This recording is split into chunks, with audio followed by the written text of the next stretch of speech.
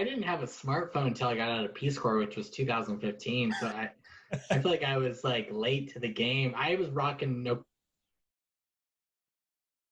Nokia bricks, and I had that Juke for a while. I don't know if you guys remember that phone. Oh yeah, Juke. It almost looks like a switchblade. I really miss.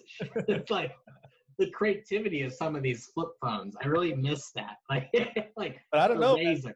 That's the snake game on the Nokia brick was. Oh yeah, dude, snake game. Oh, you can have competitions across people. When I was in Peace Corps, everyone had a snake game record, like how well you could do it. And it gets difficult. Like, I don't know, you wear out that little pad on the thing. Yeah. especially in the Peace Corps. Where were you at? Were you in Mongolia? Yeah, I was in Mongolia. Yeah.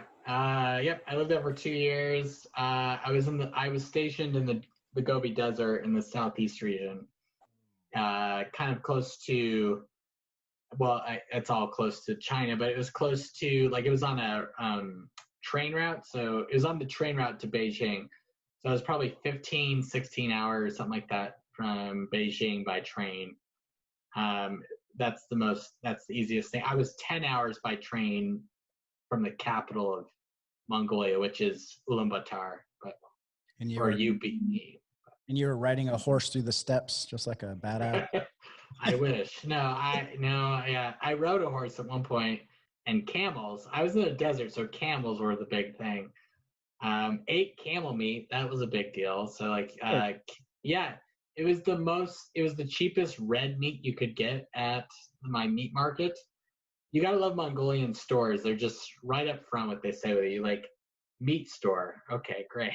It's not called a name or anything. It's nothing fancy, just meat store. And when you walk in, it's just fucking meat. It's just everywhere. And it smells like iron, like blood just is flowing. There's flies, and there's women there, and they're like, I want a kilometer of camel meat, which I don't know if I even know how to say anymore. Oh God. Tahani, no, let's see. No, I don't want to fuck it up. Tafri mach mich Nick kilometer, which is, I just fucked that up badly, but that was camel, one kilometer of camel meat. So, which is a woman who's working behind the stall would have this big pile of meat. There's fat everywhere. There's maybe some fur somewhere, like a hide. We'll just take a knife. They've got no gloved hands. We'll just take a knife and like chop it off, throw it in a black plastic bag, put it on the scale, and just get it right, and then hand it to you.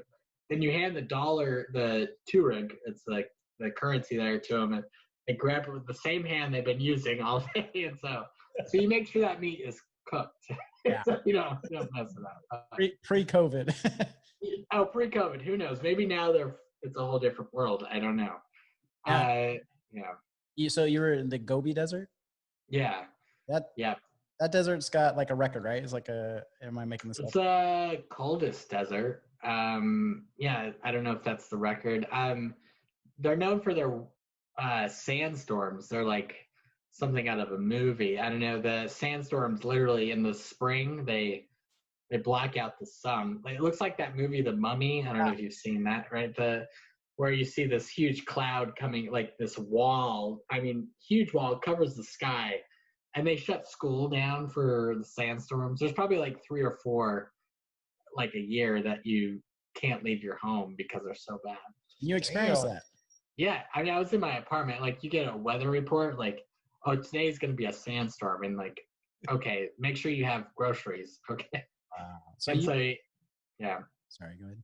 Oh no, that's it. Yeah. So you were like in a city, or was it more like a small community, or how? It was like a town. It was about maybe almost 20,000 people. So it was kind of big. It was like off a railroad town. So like there were schools there. There was a train college there and a medical school for whatever reason. I don't know why there was a medical school, really. I mean, they were a 1-floor institute with a wooden floor. Like, so it was just, and they hired me. I went there. Peace Corps was paying. I was not paid from them, but I went in there and taught English to some of the brighter students who wanted to learn English. So it was, I mean, it was a bigger town, but it was it was really, it looked like a desert. It looked like Tatooine. Like when you see where was Tatooine filmed, or Tatooine, Star Wars filmed in Tunisia? It looked like that quite a bit. Like just Mars. flat land, some like kind of Mars, lots of orange ground. You got these like turtle back kind of black mountains out in the far distance and stuff. So now you didn't, with Peace Corps, you don't really know where you're going. You kind of have a general idea, or you have like a wish list, right? You ask for certain places, but there's no guarantee. Yeah, I was one of the last years where they just kind of send you wherever, but now you can choose, and you can pick. From my understanding, you can pick 3, and you'll get one of those 3. When I signed up, I was so desperate to get in because I was like really poor, working in an AmeriCorps job in Portland, Oregon, and was just so hyped up to just get out and get into the Peace Corps and get away. I don't know. I was really messed up too. I was 23. My mom had just died, didn't know what I was doing, and was just like, I don't know what I want to be. I don't want to be a high school teacher. Or I don't know. That was like my anti me and what I felt like being. And so like I was just trying to figure it out. Peace Corps sounds adventurous. Let's do that. You get to do like teaching experience, humanitarian work, that kind of thing. Live in another place. So I just signed up, and I was just like, send me anywhere. And Mongolia was the anywhere. So What were your thoughts when you rolled up to the desert, or when you found out? Well, I mean, because you do 3 months of training before you find out where you're going, and it's just like big dramatic thing where they say where you're going. And I was like, oh man, the desert? Damn, I don't know. Like, so I mean, I don't know. It was fine. I think I had a really good site. I had a good school. I lived on the train, so I had easy access to things, and I had more supplies than a lot of people do. When I talked to other people in my cohort who had places where they got their water from the river every day, and like, I don't know, they had a very different, and it was green, really green in the summer. Like I miss green. Like it was so. I remember seeing one tree in my town was called Sactown, and it had some leaves on it. It was green. I was just so shocked.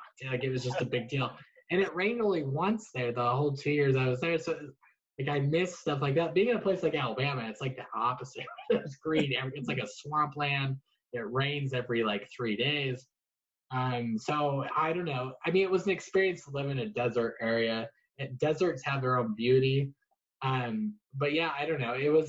I think it was a challenge, but I'm glad I took it up. Like I think I got a lot out of it. I mean, I got to the point I was one of the only Americans there too. So like it was, or any foreigner there. So it was, so I had to use a lot of Mongolian, and I learned Mongolian. I can't really speak it well at all anymore. I mean, I was probably middle of the pack in terms of good in speaking Mongolian in my cohort, but it was a good experience. I think I like to learn their language. It's great. Like, I don't know. Not that I will do it again. We'll see, but.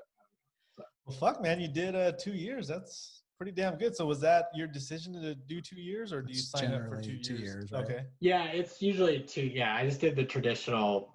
It's 2-year thing. A lot of people do 3. You can't, but it's 2's your commitment. So. Okay. Yeah, I just did the 2. It was good. So. Well, so 2 years it doesn't, I guess when you're like just living your life out, it doesn't seem like a long time, but when you're moving somewhere completely different, especially you're only American, maybe, I don't know, very limited English speakers, I don't know, but is there like a year in, is there like a year and a half in, 6 months in, where you're like, I'm done, I gotta like get out of this, but I need to finish this? Or is it just you accept it and you just go on? Yeah, I mean, if you get to a year, it's like I can do one more. I don't know. I mean, I think for me, I describe it always as a marathon, right? It's like you hate some miles, but you like some miles. But for me, when I got to the end of the miles, end of the 2 years, I was ready to sit down and do something else. So like I wasn't like a lifetime runner with it. And I was ready to do the next thing or whatever. I don't know if I don't know if I fit necessarily with like for long term with Mongolia culture, but I liked it. I really enjoyed it, and I got a lot out of it. I learned a lot of great people, and I think I learned a lot about myself. And I mean, I don't know. I don't know. It felt like I learned a lot about living in a developing country where things are just way different. And so I don't know. That was, I think, really powerful and good. But there were definitely days you go like because you in Peace Corps you can tap out any point and they'll send you home. You're gonna pay for that flight home anyways, so it's like you can wake up the next day and say I'm done. I can't do this. I'm sorry. You have to give reasons. You have to do an exit interview. It's bureaucratic up the wazoo like any government thing, but you can get out easily. And I mean that thought passed my mind, but it never was strong enough to make me want to do it necessarily. I don't know, because like people like my girlfriend who also did the Peace Corps, but she did it in Guyana, and she was there for 5 years total. She did 2 years, then went back and worked there as a regular teacher in her community for 3 more years. So like she had a very different connection with it, and so it's different for everyone. I think. I mean that's true for a lot of stuff, right? Like I mean grad school even like it's different for whoever enters the program, but I know that there were people that quit midway through, or there's a medical reason or whatever. Like there's a lot of people that say I'm done, or so it passes through people's mind. It's not easy. Sometimes it's especially hard if you go to a site that doesn't work with you and you're just like watching South Park every day or whatever that you've got on a jump drive.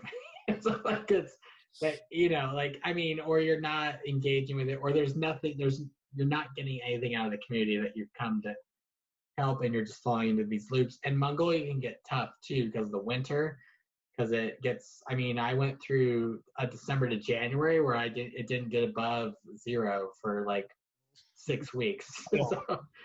So hence coming to Alabama, I needed a summer. I needed like a fake winter, right? So like it's you can like if you're stuck in this like winter, those intense winters keep Mongolians inside the whole time, right? So it's I think that's kind of what at least for Mongolia, Peace Corps people, that's what drove people out of there, I think. So if they tapped out. But now just out of curiosity, I don't know, it's a random question that obviously popped in my head, but it's like obviously like Mongolia and China's like histories are kind of intertwined here and there. And is what are the views of China like in Mongolia, like when you were there?